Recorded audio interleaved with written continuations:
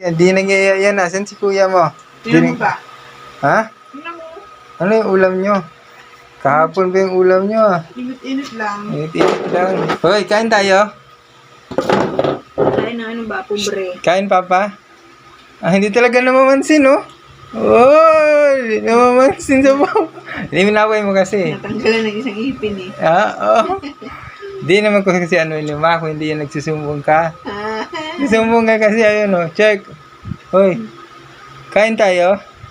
Kain. Kain. Di namamansin, ah. Kain. Kain. Kain. Tsama lubar. Talaga. Kain tayo, tak. Ah, inaway mo kasi. Inaway mo eh. Patingin ng ipin, patingin. Kain tayo, tak. Ah, di namamansin. Di ka namamansin, Papa. Kain tayo. Di mo na pinapansin si Papa mo, ah. Ha? Kain tayo. Sigurado nga, di ka na namamansin sa Papa, ha? Ha? Oy, siguraduhin mo lang, ha? Kaya mo na sarili mo, ha? Kaya niya na sarili niya, ma. Hindi na namamansin, ha? Hoy. Kain tayo. Ah, hindi talaga.